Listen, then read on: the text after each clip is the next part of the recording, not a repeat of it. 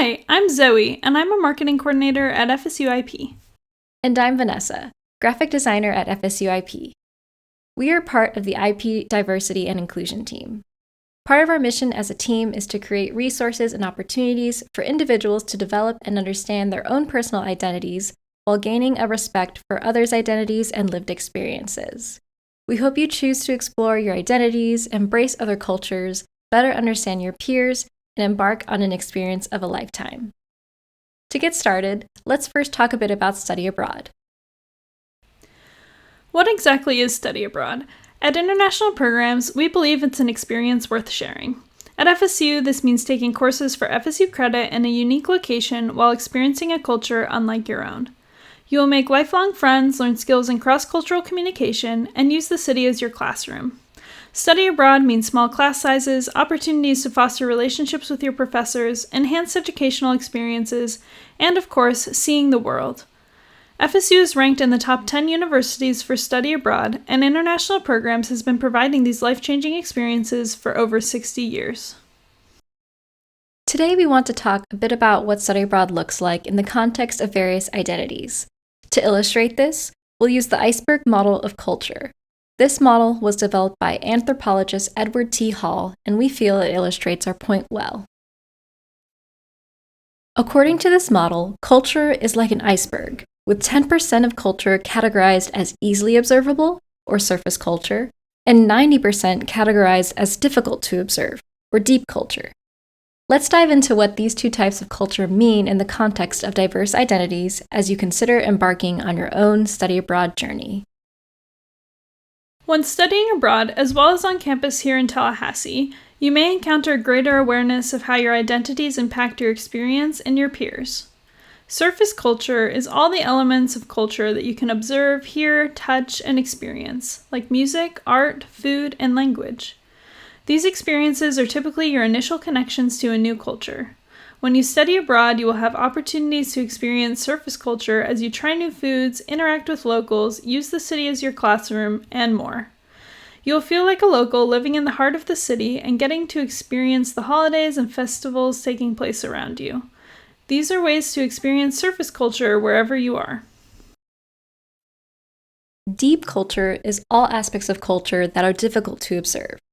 This could include attitudes or laws towards LGBTQIA+ individuals, perceptions of race, ethnicity, and nationality, roles related to age, sex, gender, class, and family, personal space, displays of emotion and communication style, concepts of modesty, ideas of consent, approaches to religion, attitudes towards and accommodations for mental health and ability, and more.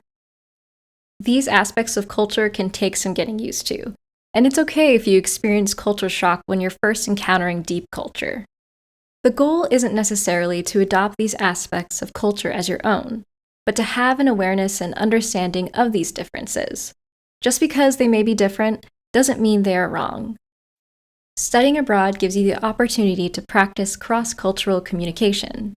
Understanding someone's motivations and worldview can go a long way when communicating. The Iceberg model is not meant to overwhelm you or make you feel like you must understand every intricacy of culture. Rather, it is to make you aware that there are differences between cultures so you can prepare yourself to live in a different community and cultural context. Now that we've talked broadly about culture using the analogy of the iceberg, think of yourself as an iceberg. What is on the surface? What about you is visible or openly shared? What elements of who you are would be considered deep, or things that you can't share as easily? Does recognizing that you have this depth help you consider the depth of those around you, even if you don't know what lies beneath the surface? How might your own culture affect your experiences when you go abroad or interact with new people on campus? This type of reflection is helpful when considering studying abroad because there are so many opportunities to encounter people and things that are unfamiliar to you. All these new experiences can lead to culture shock, but we believe that having respect for those around you and their lived experiences, no matter how different from your own, can lead to an easier transition to life abroad and a deeper connection to your host city.